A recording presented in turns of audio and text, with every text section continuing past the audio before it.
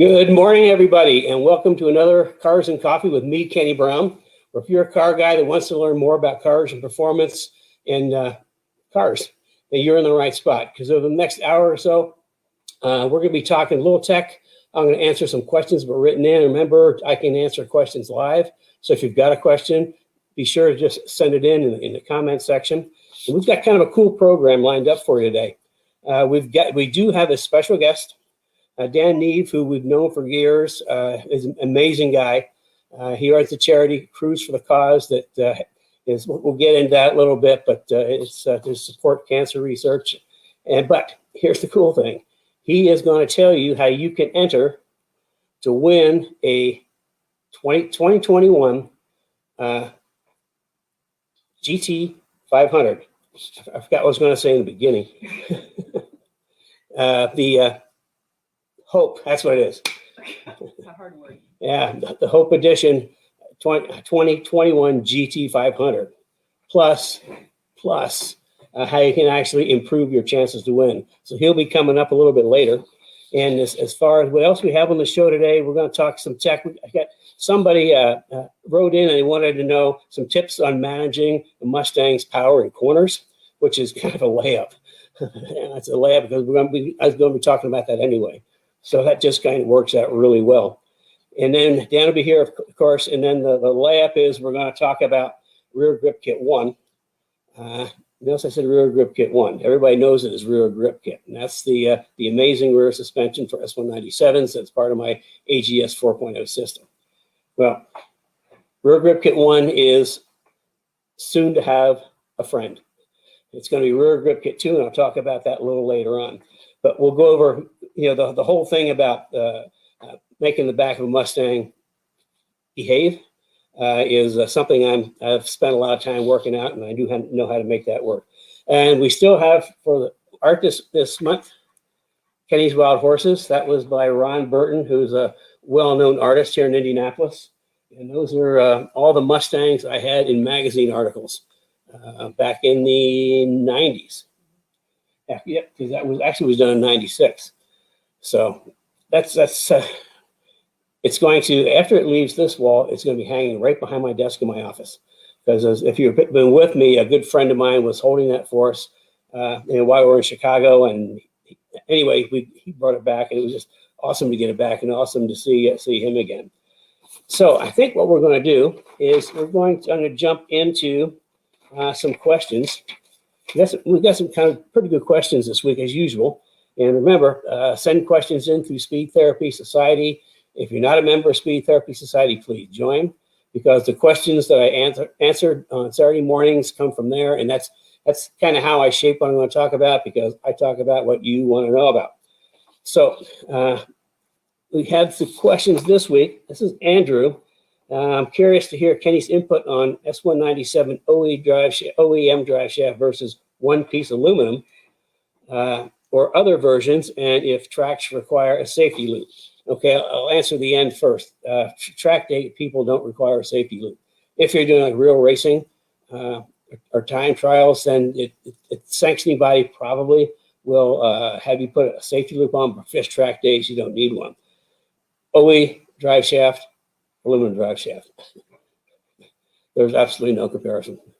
If you have the opportunity to throw the OE drive shaft away, please do, because they're heavy. They're really heavy. And by going to an aluminum drive shaft, what you're doing is you are reducing rotating mass. Rotating mass, I mean, it takes horsepower to make things rotate. And if you take a lot of the mass out, take weight out, it doesn't take as much horsepower to make it turn, which means more horsepower goes to the back. So absolutely, we put aluminum drive shafts in just about everything. I know there's some carbon drive shafts out there, carbon fiber. I really haven't got into them yet because for typical track day guys, I don't see the value in the extra expense just to save a couple more pounds. Now, if we're racing and looking for hundredths of a second, that's a different story. So that's the first part. And also his thoughts on shifter design for upgrades for the TR3650. Which is the OE transmission in Mustangs. Okay, that's the only rear upgrade is to throw the factory shifter away. We use a Barton shifter, and we only use a shifter that the entire shifter mounts to the transmission.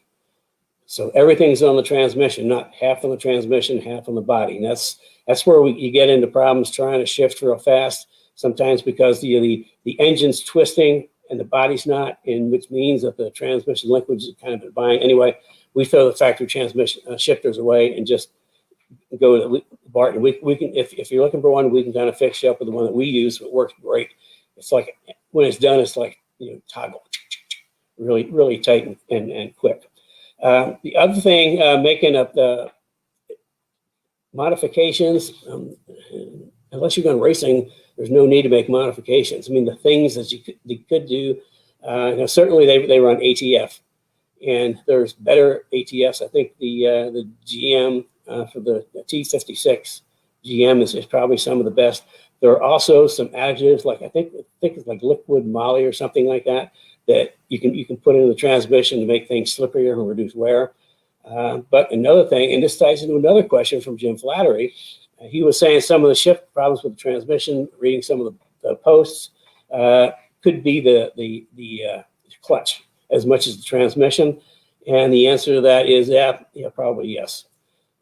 So as far as a good upgrade, aside from putting some like bloodium in the transmission to make it shift better and last longer, I would switch out to not only a good aftermarket clutch, but an aluminum drive shaft to go with it. Because we're getting back to that rotating mass. I mean, if you can reduce the rotating mass of the flywheel, the car is going to rev quicker. So if you're going to put a new clutch in, you might as well go all the way, put a clutch in aluminum flywheel. And I think you're going to see that it works a lot better. Another trick is to make the clutch reservoir, fluid reservoir, separate from the brake reservoir. That's something we're starting to do more and more of, particularly on track cars. So they keep them separated.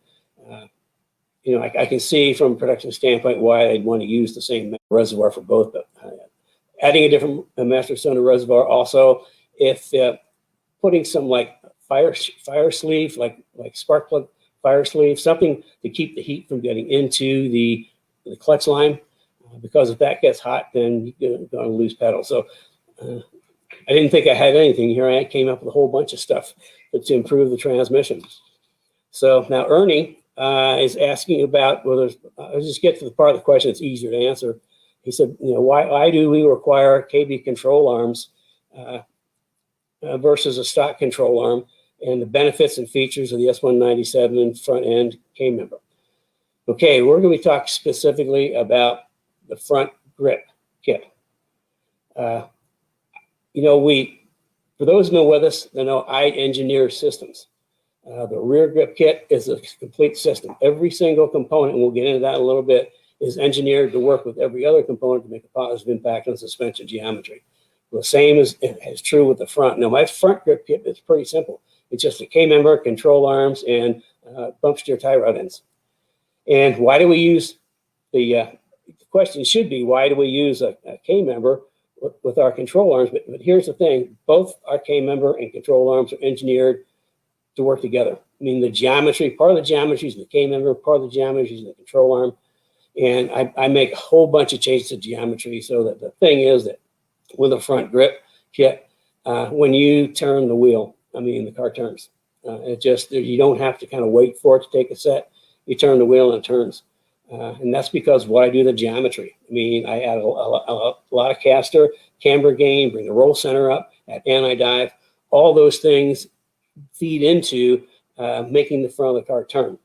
Now, the guys that were in the Speed Therapy Academy, we went through, I think, 2 weeks of just talking about suspension geometry.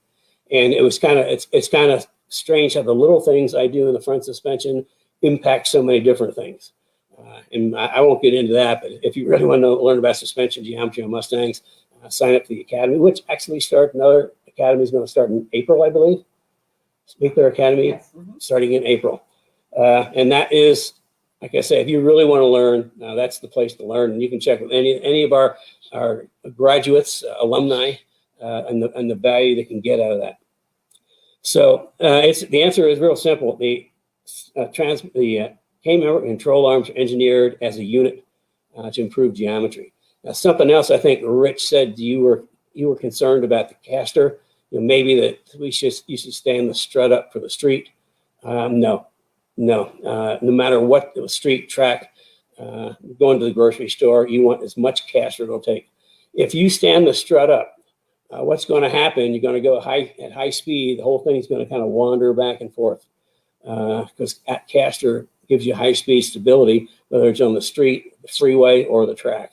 So the way my suspension is engineered, it's for maximum caster. In fact, we even moved the ball joint forward a little bit just so we can add just that teeny bit more caster. And anytime we set a car up, and you can look at we've got the alignment specs set up in the resource section, the Speed Therapy Society, and then kind of go through it. Everything says maximum caster, maximum caster. So lay that strut back and get as much caster as it'll take. Now, here's another question. It's an interesting question from Herstever. Now, I really can't answer it, but we'll talk about it anyway. He wants to know if I could talk about coilover revalving in spring ranges. His example is he changed from 400 pound to 650 pound front spring. And do I need to revalve my shocks? I don't know the answer because I'm not sure what shocks you have. And I'm not sure what the valving is in it. What I can tell you is, like with the JRZs, we have a huge range of valving. The valving will cover a huge range of spring rates, from like the 350 we use for our sport touring, all the way up to 650, 700 for track. Now, the other side of that is in the thing we like with our H&R that we use a lot on for GT500s. This has a non-adjustable shock in the back. And I asked them about how much spring rate we could add to the back with the shocks take, because that leads into something we're going to talk about when we actually introduce this new suspension. And the issue is I want to add a lot of spring rate, and the shocks are only good for 100 pounds over what they arrive with. So it kind of depends on the shock itself. Now, the only person who can really answer that is the shock manufacturer.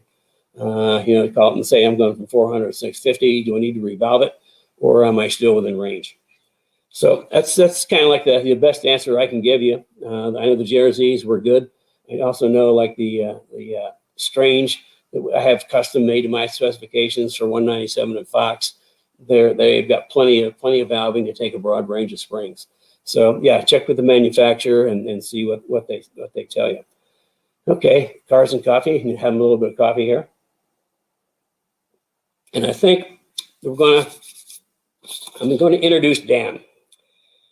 Now, Dan is an amazing guy. He has what it's called a cruise for the cause.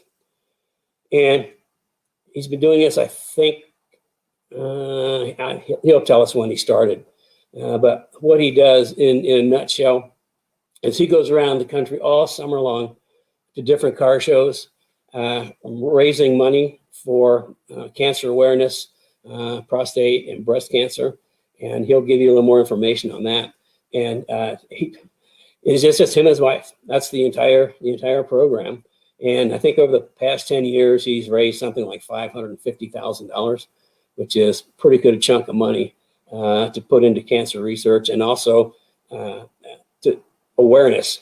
Because he says that their mission is to support the fight and find a cure for cancer and research, and to deliver hope wherever we go. Now, that hope ties into the GT500, 2021 GT500 Hope Edition.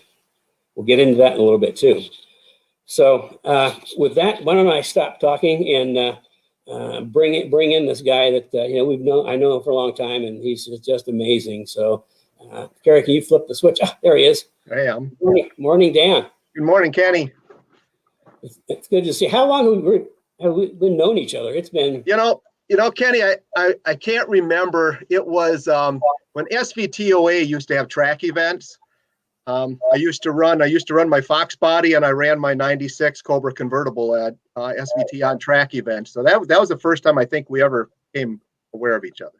that's back in the 90s. Yes. Yeah. It's a long time ago in a land far, far away. Anyway, why don't you why don't you tell us how you got involved with your cause, your movement, Okay. and movement? It was actually 2010.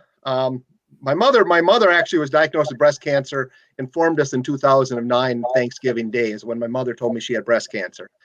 And I was actually in the market for a new Shelby at that time. I was looking at a 2010 Shelby, and I had seen it when I was at the 45th anniversary in Barber Motorsports. I actually was on track down there. But December, January then of 2010, my wife was diagnosed. Linda was diagnosed with breast cancer. And it was just like the old Ford commercial with a light bulb with a better idea going off. It was just, you know what, I'm going to get this new Shelby. I think I'm going to use it to raise awareness if I can for cancer research. That was kind of the beginning of it. I was listening to you, not paying attention to my questions. So,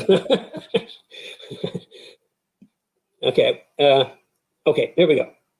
It's supposed to be natural. I know it's supposed to be natural, but if I'm talking tech, it's easy. When I have to read, I get kind of flustered. So, I know you. Last year was like COVID time.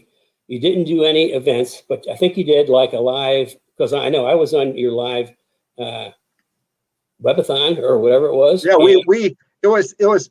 I actually, somebody from Recaro Seats actually contacted me and said, Dan, he said, we see you at events all year long, making a difference. And he said, you've got to do something because nobody's seeing you and you can't just let what you're doing kind of fade away. So I came up with a brainstorm to do Mustangs on a Mission, the experience, which ended up being a 2-day telethon, online-a-thon kind of, where we had guest speakers every half an hour, and we were fortunate that Kenny, you were one of them, and I appreciate the fact that you joined us. Yes. And you still raised a bunch of money. We actually, for a year that I think I ended up attending 2 events, considering a summer full of events. We ended up making a donation at the end of the year of a little over $60,000 for cancer research. So all in all, it went pretty well. That's really cool. You know what we forgot? Our presentation. I know. Okay, Carrie's ready. So why don't we go? We got a little mini presentation here. So Carrie can take it away. Take it away. Here we go. That's the last page. Yeah, I know. I was ready to show that. Did you miss the first one? Okay, go ahead. Full page. Okay, so Dan sent us some pictures. We just put just a little visual together so you can see. And this is, I think, this is the car you started with, wasn't it, Dan? That is the 2010 Shelby GT500 that I got when I began Cruise for a Cause. Yes, that's right after delivery. And that's me. And these are your 3 cars. That's kind of the stable. That's kind of the stable now. So the picture in the far ground is the 2010 Shelby. The center one is a 2015 Roush Stage 3, and the closest one to everybody is the 19 Bullet. Well, that's kind of cool. He has a Fox too. Oh, you have a Fox Mustang too. I love Fox Mustangs. I've got one myself. In fact, it's my old race car. Oh, who are those good-looking people? That I think was in 2013. I think, Kenny, when you and Carrie came up and participated in our Fall Ford Fest in Wisconsin Dells that we host every year. Yeah, that was actually pretty cool. I mean, of course, the Dells are always kind of fun, but that was a really cool event. And next, okay, everybody, this is Dan's little booth. He takes all over the country to different car events and shows, and he'll tell us a little bit where he's going to be this year. You see that booth, please stop by, say hello, pick up some merch, as my 5-year-old granddaughter says, pick up some merch, and then donate while you're there. So, yeah. And then the last slide is that's it. It's going to be the cause is going to be giving away a 2021 Hope Edition GT500. And can you give us a little more information, Dan? Yeah, it's so as you've seen in the tents, where I go to events all across the country when I can, I used to sell raffle tickets and I sell merchandise, like you said, for shirts to raise what I could. And last year, because of COVID, raffle tickets didn't work very well. So I decided to do a sweepstakes. First time ever I did a sweepstakes. And we, of course, had a lot of partners that donate product, and we appreciate all of them very much. And so we gave away that stuff. Well, this year we thought, how can we step it up a notch? And Ford actually told me, Dan, if you get a work with a dealer, we'll give you a very early bin build of a GT500 that you can use for your sweepstakes. So we are actually doing the sweepstakes for a 2021 GT500 that we are working with Shelby American in, and we are actually creating a one-of-one signature Hope edition. So it'll be the only one built for 2021. And it's pretty exciting. And the VIN number, we've actually been assigned a VIN, and it's 0005. So it's the fifth car coming off the line for GT500s for 2021. That is so cool. And for the Kenny Brown family, you have a super special deal. Yeah, we've a few weeks back we started a promotion with Kenny Brown for 25%. Anybody went to the KB 25, they get 25% more entries. But we decided, since we're doing this live program today, to kick it up a notch. And so anybody who's here today and hears it, we are doing a 40% more entries, which is the most that I think we've ever heard of anybody doing kind of for now. And it's KB Performance, all one word. Go to the site, you type in KB Performance, and you'll get 40% more entries than you would have if you did not have that promo code. So yeah, that's that's for you guys, because you're part of the Kenny Brown family. You're going to get 40% more chances to win. Plus, I got a plus here. I'm going to kick in 2 $100 gift certificates for Kenny Brown products for those who donate this week up through what's the cutoff date, Dan? I think next Friday is when that promo code is going to go away. So you have to enter by next Friday. So there you go. Get your buy your tickets. Get 40% more, and you go in the pool for the 2 $100 gift certificates. And we're going to announce the winners next Saturday in Cars and Coffee. So it's a pretty quick deal, in and done. So, The link is in the comments. and the link is in the comments somewhere over there. Okay, now speaking about events, where are you going to be this year? Well, fingers crossed. Like everybody's got fingers crossed that events are going to happen. I've got a full slate again this year. I'm hoping to start out in the end of next month at Ponies in the Smokies in Tennessee. And then I'm actually doing an all-in against cancer car show May 1st in Wisconsin Dells. It's first time ever for all brands, all makes. We're going to do that to kick our year off kind of here. But then we'll be doing Carlisle All Four Nationals, Mid-America Nationals in Tulsa, Sturgis Mustang Rally, Mustang Week. And then we got my event that ends up in October, All Ford Fest. So that's plus we go to Woodward every year. We always go to Woodward for the big event over there too. So Yeah, why don't you tell us a little bit more about your Fall Ford Fest? So every year to kick off Breast Cancer Awareness Month is where we started. It's always the first weekend of October. So it's always that weekend we kick off Fall Ford Fest. And we have a 4-day event. We have an autocross school that we host. We have tour rides across scenic Wisconsin, cross country yard. We have time at the Dell Speedway. We have now on Fridays. Saturday, we have a all Ford car show. We have a big banquet at night, where Kenny was a guest speaker at. Every year we try to get somebody from Ford to be a guest speaker that's involved with the Mustang world or Ford world. And then Sunday we have autocross and some more tour rides. So it's full 4 days of enjoying your car, your Ford, and being with others that enjoy the same sport. Okay, so what are the dates again? This year, the dates are September 30th through October 3rd. And it's in Wisconsin Dells, Wisconsin. We have a new website, which is easy to find. It's www.cruise4cause.org to find out all the information we've got going on. Well, that is really cool. So everybody donate, get your 40% more chances to win. get in the pool for the chance to win a $100 gift certificate. 2 of those will be given away next Saturday. And help Dan with his cause, so you could be part of his cause. So, Dan, we really appreciate you coming in. Hope everybody gets their tickets for that GT 500. Number 5. God, that's like. Yeah, it was pretty exciting when we heard the VIN number, what it was going to be. That was pretty exciting. And Kenny, thank you to you and everybody at Kenny Brown and Carrie for all you've done over the years. And thank you for being such great friends. Appreciate it. Okay. Well, thank you. We'll see you sometime this summer somewhere. I hope so. Yes. Okay. So remember, donate 40% more chance.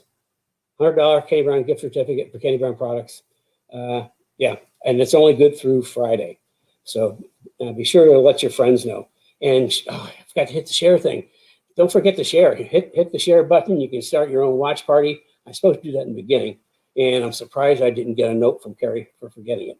But do the share, send some thumbs, send some love, and we'll just keep moving right along here. So, okay, I'm going to do this like backwards from where I have it in my notes. My new rear suspension. And I've been working on this for a very, very long time. And what it does to the rear of a Mustang is kind of like beyond incredible. There's like years and years of development, huge investment in time, people, and money, to the point where we've actually applied for a patent. Because it just, I mean, there's just too much into this. I don't want somebody, running down and ripping it off like most people copy my products. It's pretty complex, though. I don't think a lot of people are going to get it right. But anyway, we're going to be introducing that in a private introduction, February 25th, 7 p.m. It's a Thursday. And this is for Speed Therapy Society members only. And this is before the press, before the general public. We won't be introducing this to the general public and the press probably maybe the end of April, beginning of May. So this is like you're getting a preview now. The Speed Therapy Academy guys actually got the first preview. They got to see one of the prototypes that we had been using. Also, we did 2 years of on-track testing. And I can tell you that it works. But we introduced it to the Speed Therapy Academy guys, and we were doing, because of the complexity of this, we're building them in lots of 10, well, the first lot of 10 already sold out. So the next lot of 10 will be coming up, and the Speed Therapy Society people are the ones that are going to be eligible for that. So this is going to be before the media, before the general public. It's going to be introduction on my new rear suspension. And to give you a hint, it's going to be called Rear Grip Kit 2. Okay? Remember earlier I said we talked about Rear Grip Kit 1. Well, that's the current Rear Grip Kit we have that does, pretty much change all the geometry at the back just to make the car work. Just in a nutshell, the best place to overtake somebody in racing is under braking. On track days, the best way to intimidate somebody is to come from way back and under braking, end up, just in all the mirrors. So I really focus on braking a lot. And in the Rear Grip Kit 1, there's a lot of anti-dive built in, not too much, but just the right amount of anti-dive built in the back, which anti-dive is what gets you off the corner, because that controls the ratio between how much the car comes down and how much weight goes on the tires. The factory, there's very little anti-dive in the back, which means the car comes down a lot before you start putting weight on the tires. I've got it engineered so it's like instant center, side view, swing arm, all that stuff kind of works out to just the exact point that I want. After a lot of years, this is AGS 4.0. This is the 4th generation. It started in '87 with the Celine cars. Anyway, I get all the geometry right, and then the big thing that I do with Rear Grip Kit 1 is I lower the roll center, and we'll talk about that in a little bit. So the back of the car squats down. Now, this is getting back to the question: how do you manage your Mustang's power in corners? There's only one way to do that, and that's with your right foot. So, the only way to manage its power is with your right foot. Too much right foot, and you're going to overpower the outside tire. Car is going to get loose. That's why when I engineered my AGS 4.0 suspension system, remember system, I do systems, that the front and the back work together. The front roll center's up, the rear roll center's down. There's more anti-squat and anti-lift, which under braking keeps the back from going up. But the whole idea is to be able to get back to the gas sooner. Now, if you've driven a Mustang on track, you know as you go around a corner, you have to wait until that axle settles down so you can put the power into it so you get both wheels have traction. If you get to the power too soon, you overload that outside tire, and what happens, you get oversteer. And oversteer is when the back of the car hits the wall first.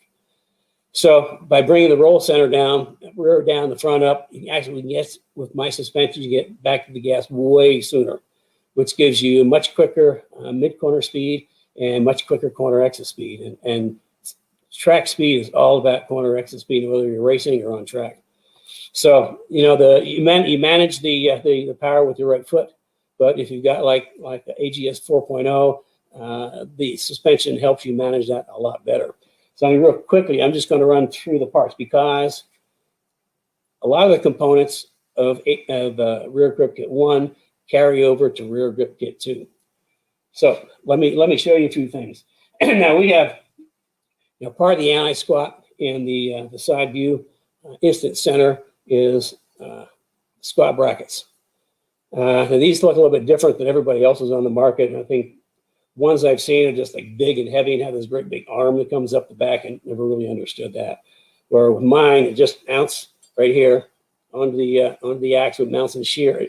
So I mean, it's solid mounts and shear. If you've got a big horsepower car, we give the option to put another bolt through here to make it super strong. But that's the bracket. Now you know there's only that's the factory hole. That's a new hole. There's only one hole. Why is that? You say, well, everybody else has like 3-4 holes. You know, that always confused me. I'm sure that's like the drag racing guys. They want to play with it. But, you know, for track, you know, I've done all the engineering, all the testing, all the development, and I've got the instant center, which is the upper lower control arms kind of intersect, is the instant center, and I've got it right where I like it. You know, like I said, I've been doing the suspension a long time, and this is all part of it. So there's only one hole. I mean, I don't like people adjusting things if they don't have to. It's like my old saying is, if you give track guys something to adjust, they will adjust it. And so my principle is, you know, drive the car. I'll do the engineering, just bolt stuff on and drive. And don't worry about adjust. The only thing there is to adjust are the shocks if you got adjustable shocks. So that's part of that's the bottom part of the traction is the axle bracket. Now on the top is the upper control arm module. Again, this is not a part; it's a module because this upper control arm is longer than factory, and the pickup point is relocated because that's all part of, you know, where the upper control arm points and where the lower control arm points, that point of intersection is called the instant center. And I've got it set where, you know, like I say, where I like it. And it gives you, not only gives you good traction off the corner going forward, but it also keeps the back of the car down under braking so it doesn't want to pop up. So use more rear brake, and you brake later, brake deeper. Something else is that I do is completely different. Well, actually, people are starting to copy this now. So I sort of, you know, started this, but if you look, these are the control arms. Of course, really nice aluminum control arms. I use super heavy duty, professional grade 5/8 rod ends instead of the great big clunky 3/4 rod ends that pretty much everybody uses. You do the math, and these are actually these 5/8. They're 3-piece Teflon lined, are actually stronger than many of the 2-piece 3/4 inch rod ends that are on the market. But anyway, the reason there's 2 different sizes because if you look underneath the S197, the front control arms are splayed outward at the front. Okay, without getting too deep in geometry, what that does is if you look down and draw a point of conversion, put that at the roll center, it's pointing up in the air. By having them parallel, we move the front in and the back out. So all of a sudden now they're parallel to the center. If they're parallel to the center, there is no point of convergence. So it's infinity, which means the roll axis is going to be parallel to the lower control arm. And another little thing that I do is, I think you can see that little rubber ring. Because we move these all the way over, close to the bracket, just in case the rod end would turn a little bit, it would rattle. So we call these our little anti-rattle rings. So it just keeps it from rolling over and rattling. So that's part of rear grip kit 1 that carries over. Now what doesn't carry over is the roll center kit. And we talked about the rear roll center is where the panel bar crosses the center line. And a Watts link is the best way to locate an axle. The problem is where the pin is on the Watts link is the roll center, and just it's hard to get it down very far because you still have to have some bracketry and everything else. In the Trans Am days, what we do is take the Watts link and mount it horizontal to the bottom of the differential. Okay, that way we get the benefit of a Watts, but put it right on the bottom of the differential. So we get the roll center at the bottom of the diff. Well, that's a little hard for the average guy. So what we do is we've got a bracket. This would be the bracket. Notice the quality and how heavy duty this stuff is. I mean, this is good stuff. This is the bracket that would go on the chassis, and this would be the bracket that would go on the axle. And you can see that we move the panel bar all the way down to the bottom of the differential. And by doing that, we bring the roll center all the way down to the bottom of the differential. So a combination of the anti-squat, the instant center, and the roll center make the back of the car just work. Well, you got to tune in 25th to find out about rear grip kit 2, because it takes this, my concept and my geometry, it takes it to a whole nother level. So this is another teaser. So now I gave it away. It's called Rear Grip Kit 2. Yeah, 25th. So be there. You can sign up. Oh, yeah, you have to register. And you can only be a Speed Therapy Society member, and you have to register. Why? Because it is going to be a Zoom meeting, which means that you're going to have to register so you get your link in your email. So I'm excited. I can't wait to show you this. Actually, you're going to see a regular production piece. The Speed Therapy Academy guys got to see a prototype piece, which is production piece has been a lot of changes. But that's what happens when you do 2 years of track testing. You know what you want to do. So I think I got just about through everything. Oh, next week. Tips? Yeah, the track tip. Maybe I missed it. Track tips? Yeah, just keep going. Okay, she said keep going, so I will. Next week for Cars and Coffee, obviously we're going to announce the 2 winners for the $100 Kenny Brown gift certificate, but also we've got another special guest, Evan Smith, who I think we've known since the 90s maybe, when he was working for Muscle Mustangs magazine. And the way that I met him is we were doing track events with Muscle Mustangs magazine in the 90s. And Jim Capisano, who was the editor, came to one of our driving schools track days, and all the guys at Muscle Mustangs were like, all of them were just drag racing guys. Everybody was drag racing. Well, Jim came to one of our track events. I taught him how to drive, and he thought that was so valuable that he had all his editors. I think for the next couple of years, all his editors he sent to me to teach them to drive. And the reason for that is these editors get to do a lot of like these car reductions and track things with manufacturers. And I can tell you I've been at some of those, and just because somebody can write doesn't mean they can drive. I could tell you stories, but Jim wanted all his people when they showed up to these press days to know how to drive and to kind of pretty much show everybody up, which kind of elevated the magazine. So that's how I got to meet Evan, and we've been friends ever since. I think he's probably one of the top Mustang editors for Mustangs around the country, and he's got lots to share. So that's going to be pretty cool, and I think we're trying to get some. I guess he's got some driving impressions. We asked him about like the Mach-E and the And the Bronco, well, he's been at the press things, and he really can't say too much because a lot of that is embargoed. But I'm certain he can give us his driving impressions. Now, somebody asked, I think, about the other week, the differences. If I knew the differences in the Mach 1 that's coming out, is it the Mach 1? Yeah. I've been so busy with getting this new suspension to the market. I've kind of like just lost track of the world. But anyway, somebody asked what would apply, what they could cross over to like a 17 or 19 Mustang. My suggestion is, I don't know because I haven't even taken the time to see what's in the car, to be quite frank. But I'm sure that if you do a little research on the internet, somebody's already figured that out. But I would guess most of what's in the Mach 1 would cross over to the 18 and newer cars. So that's the best answer I can come up with. So with that, I think Carrie has come up with a little computer and her little questions. Yeah, first of all, it's time for questions. So add your questions to the comments and we'll answer those. Let's talk one more time. Do you want to bring in Dan one more time to tell about the what he's done, the promotion with the GT500? I think that's just brilliant. And the code, he can give us the code again. Okay. Okay, Dan, you want to give one more time? Kind of give us the overview on the GT500 and the special code. Okay, so this year we are giving away a 1-of-1 signature Hope Edition GT500.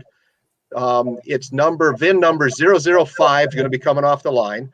The color is actually going to be the new color, antimatter blue with black stripes. So that's going to be given away throughout the year. We're going to do sweepstakes, but it's going to be given away the end of November, middle of November. And the code for Kenny Brown Performance listeners that are here now and for the week is KB Performance.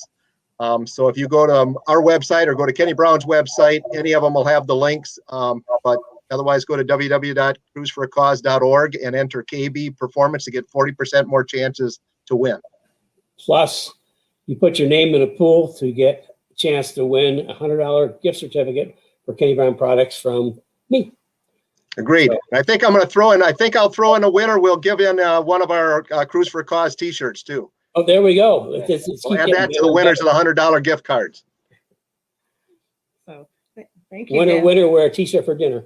So again, the code is KB Performance on Cruise for a Cause. It's in the comments and on the screen. Thanks, Dan. Okay, thanks. Thank you. Thanks, everybody. Stay warm. Okay, how are we doing for questions? Let me check it out. Ernie has, so how much do private lessons at HPD event with Kenny cost? That kind of varies. I mean, I do coaching. It depends on how many people, if it's private. It depends if it's private, what the event, what my expenses are. I mean, it's I won't say it's not like cheap, but the value is pretty significant.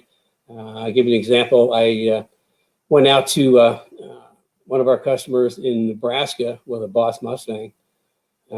Actually, he had somebody else working on it out there.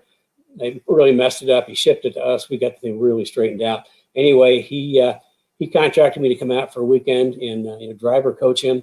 And the difference in just one day from where he started to where he was at the end of the day, it was like a different guy. I mean, he was so much better, picked up so much speed because it's like one-on-one. But I mean, it basically you pay for my day, expenses and things like that. But it would depend on where it was.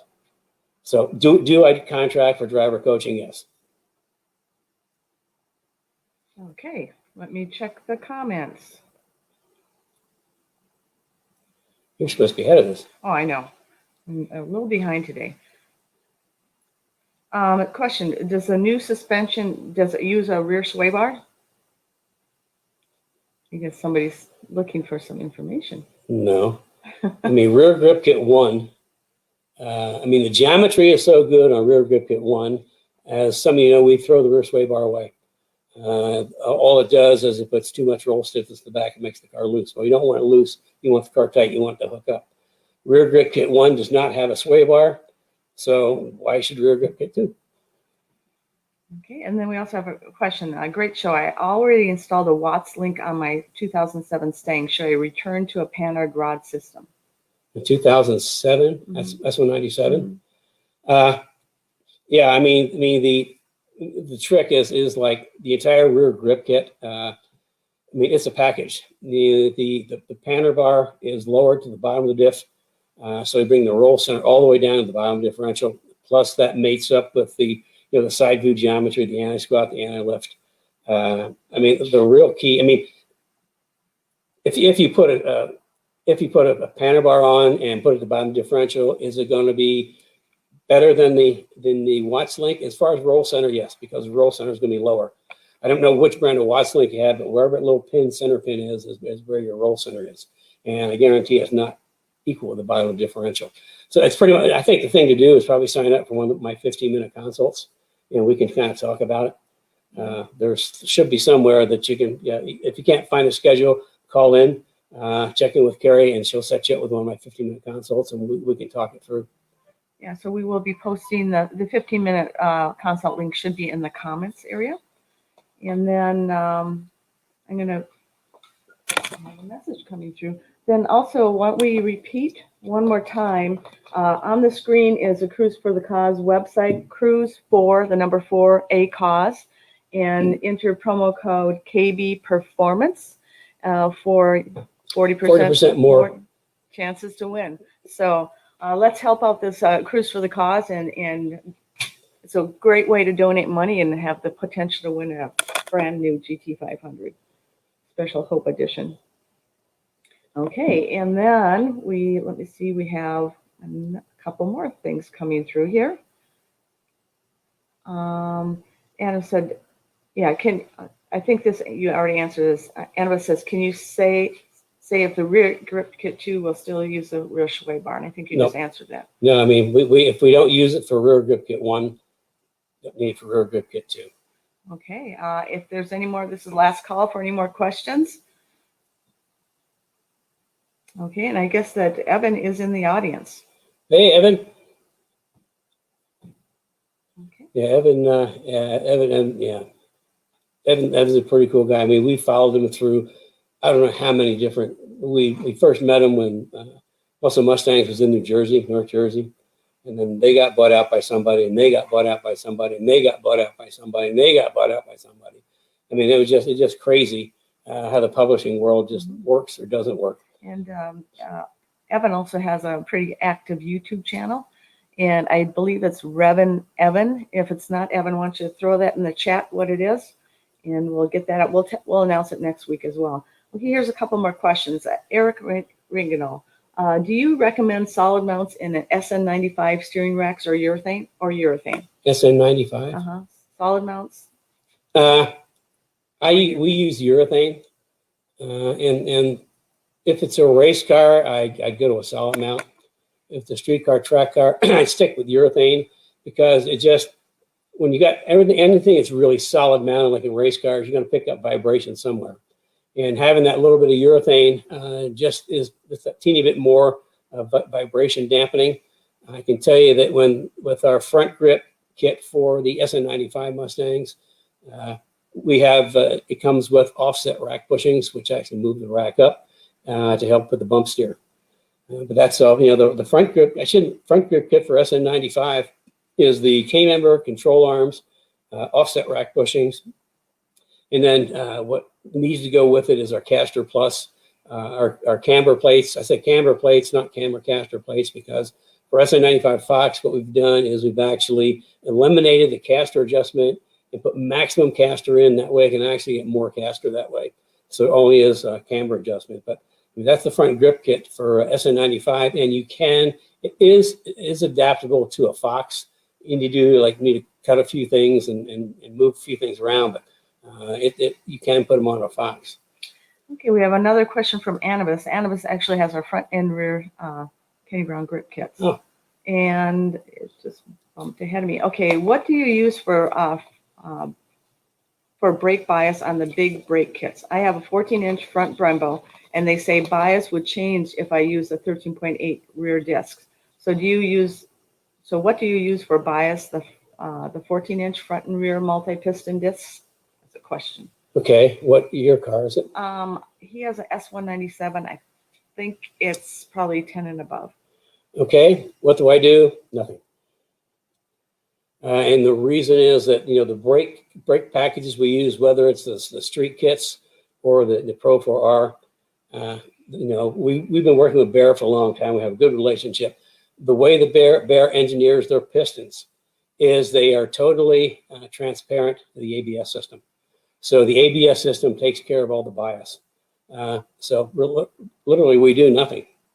It's if you get the right piston and volume in your master cylinder that matches what the factory is, you get a better brake caliper, and the ABS doesn't even know the difference. I will say that as far as, you know, the brakes, you know, Cliff's FR500S is in here to be completely updated, and he was complaining about he had I think Stop Tech brakes, and he said he never really had confidence in the brakes. Well, I can tell you that you know, Stop Tech brakes work on a lot of cars really well. I'm not a fan for them on Mustangs, and that goes back in the, I guess when they first met in the 90s. We tried them, we put them on a couple cars, and I didn't like them because it just didn't give me the right pedal feel. And I think part of that is they're based off of a Porsche caliper, and it just, you know, for the Mustang, it wasn't really a good match. Where with the Bear brakes that we use, I mean, they're engineered to be a perfect match. So no bias, just drive. Now, if you don't have ABS, then that's a different story. Okay, I'm going to answer this question. Toby Award is asking, do you offer shirts and hats? I don't see them on your website. So Kirby, they are in the works. They're coming. And they should be here shortly. And if you are asking for Cruise for the Cause shirts and hats, you can go to Cruise for the Cause. Again, Cruise number 4, acause.org, and you can get them there when you're buying your raffle tickets. So the next question is, this is just a comment. Son of the Hills, thanks for answering my question. Wish I had gotten with your show a year ago. And he is listening on YouTube. So what would you like to tell him about that? Okay. No, you're telling him the wrong thing. I'll tell him. Okay. So we have, if you want to go back, we have all 45 episodes on the YouTube channel. So on Kenny Brown Performance TV YouTube channel. So you can watch all of them if you want to spend the weekend watching them. It's pretty good. No, I was going to tell them there's click things. They have to click. Okay, you go ahead and tell them that. Except I can't remember the click. They click. Ask them to subscribe now. Subscribe now. And click the bell for notifications. Click the bell for notifications. Okay, perfect. And that's on YouTube. And then we have Joe Johnson mentions, looking forward to seeing if the hood vents and the 3-way pass radiator will lower my oil temps. And I'll be at Eagle Canyon March 6th and 7th. That's coming up. You'll have to report back. Yeah, I think, because I think Joe asked about oil temperature. How high do you go? And I don't like to see oil temperature over like 275. If it gets up around 300, you think bad things can happen depending on what the bearings are. I think in a GT500 or GT350, they would have pretty good bearings and they wouldn't laminate. But I just, 275, 280 is getting pretty hot. However, now that you've added the triple pass radiator, all of a sudden you've got more cooling capacity on the coolant. And by adding the vents on your hood, you've improved your cooling capacity even more. So I think the thing to do is just watch and see where your water temperature is now and where your oil temperature is. And if your oil temperature still stays high, then we can talk about putting an auxiliary oil cooler on there. But if the radiator and the hoods bring the oil temperature down, you're good to go. So Evan Smith mentioned, and I still have my Kenny Brown driving gloves. He might need to bring them next week, Evan. Oh, yeah, I forgot about those. Those are vintage. Yeah, those. So oh, gosh. We need to come out with some new driving gloves. Yeah, we used to have Kenny Brown driving gloves. So because everybody knows there's 3 things that you need to do track days.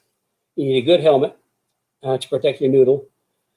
You need a good pair of driving gloves. And why do I say that? Because when you've got gloves, all of a sudden you're not gripping the steering wheel as hard. You can use a little better touch. And all the gloves are like leather palms, so they're not going to get sweaty. Your palms aren't going to get sweaty and slide. And it just your hands will be more relaxed and you'll drive better. The other thing is a pair of driving shoes. I call my driving shoes dancing shoes. And the reason is, it's like when you're on track, you need to be one with the car. You're really tight set of the harness belts, and because you're feeling with your butt, you're feeling with your hands and the steering wheel, and you're also your feet. And your feet need to be able to give you feedback to the brake and the clutch. And driving shoes have very thin soles, and that just gives you much better feel when you're doing that. And it's easier when you're moving your feet around. If you've got big clunky shoes, sometimes they kind of get caught on something. So helmet, gloves, driving shoes, and we can get all those on the Campground website. Oh, okay. Evan says that he's going to bust them out. He may wear a helmet too. That'd be cool. On the topic of cooling, it's important to ensure air is flowing through the radiator, not around it. Yep, that's true. Yeah, I tell the story that I think it was Road America, and somebody was saying they put a great big radiator in, and the car still runs hot. And I went over and took a look at it, and here's the radiator sitting, and there was nothing blocking it off. So what was happening is the air, instead of going through the radiator, was going around the radiator. So, part of good cooling is making sure that there's a sealed off tunnel, so the air that comes in has to go through the radiator and doesn't have to slip around. So that's a good point. Okay, and Evan has a question, and I think we could ask this to everybody in the audience. Have you done any sim racing? I've been doing iRacing, and it's a lot of fun. Does anybody? I know your answer. My answer. I don't even have time. Yeah, I mean, it's this. Trust me, this to bring this rear grip kit to production is taking a lot of time, and it's you'll see it. The 25th, you'll see why. So I haven't had time to do anything. But has anybody else tried? Has anybody else? Who else has been iRacing out there? I know that they've got so many stuff. I mean, you can drive just about any track now. In fact, I think here's a story. A couple of years ago, there was a young lad who won the GT class at Road America. And he had never, ever driven Road America before. He had never driven in the car he drove. But what he did do is he had driven Road America on simulator a lot. And he just jumped right in the car and then kicked everybody's butt. So, I mean, the simulators are getting good, and it's well, it's. I think a lot of people through the COVID thing, I think this whole sim racing thing picked up quite a bit. Of course, I just, I wish I had time to do that, but I just not there. And then you're going to go, when you answer this question. Okay, you're going to be frustrated. Ready? Rory has a question. Any movement forward on the rear Fox IRS bearing hubs? I told you. I just wish we would get one. We have been searching for. Roy's car needs a right rear IRS hub, upright, and we can't find one anywhere. We need to get a set at some point, so we can take a look and see if it's feasible for us to, maybe look at doing an upright with, like cone bearings that will stand up. Because the bearings that come with them they're designed for fuel economy. Okay, so since we're having difficulty, let's put a call out there for everybody in the audience to see if they know where one is. If they have a buddy in the garage. Yeah, see if you find us. We need IRS right rear IRS spindle, but I'd also even take a left one just so we can take a look at it and sit down with our guys in the machine shop. So anyway, So that's anybody knows of any, let us know, because we're getting pretty frustrated trying to find it. And here is our last question. Ernie says, what years is the new rear grip kit for? Rear grip kit 2. 5 to 14. Mm-hmm. It's S197. So. Oops. Let's see, there's a couple more here. Brian mentions, I think virtual e-racing is great for learning a new track. I agree. Okay, and Evan comments, there's a lot of setting up the suspensions and just jumped. Learning tracks and procedures in terms of flags, pitting, and managing a car. I think that's on the iRacing stuff. And Brad mentions we have the stock uprights. Can remember we switched to the billet uprights with the Porsche hardware. Say it again. I don't know. We have the stock uprights. Can remember we switched to the billet uprights with the Porsche hardware. Okay, we're not going there. Okay. We're not going there. Okay. Which reminds me, there was I got one more question here from Brad. I forgot. Okay. He says, is there any particular food you recommend not eating the night before a track event?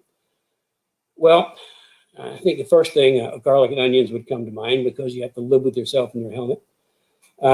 Certainly bean burritos. I take that off the cuisine list. But most importantly is alcohol. I preach absolutely no alcohol the night before you on a track. You'd be surprised what that does to your eye-hand coordination, everything. And I'll give you firsthand experience. One year we were doing a track event at Road America, and I was doing some business in Chicago, and I met the rest of the team up there.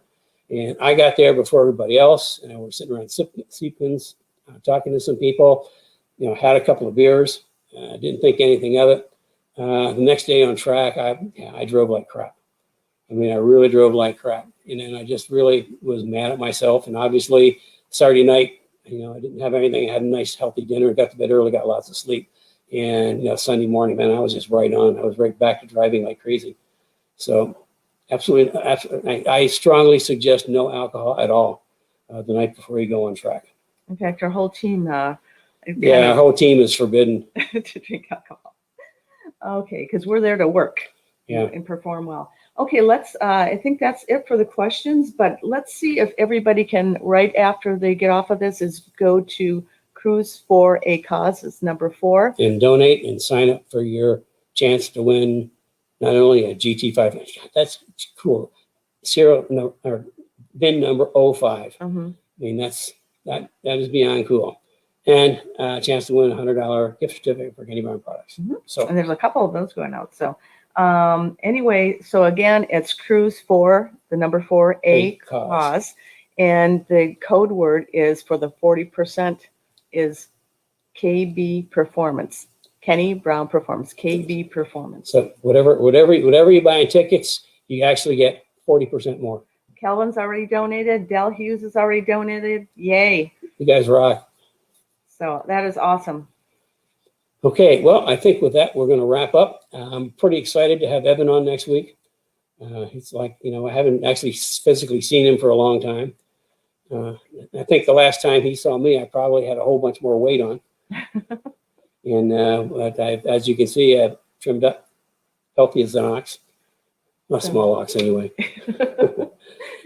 So thanks, Dan. Okay, thanks, Dan, for coming. Evan, we'll see you next week. Everybody, if you're like us, just try to stay warm. It's going to be chilly. I think we're going to get snowed on pretty heavy on Monday. So I'm guessing that's moving somewhere to the Midwest. So anyway, we'll see you all next week. Have a good weekend, rest of the weekend, and stay warm.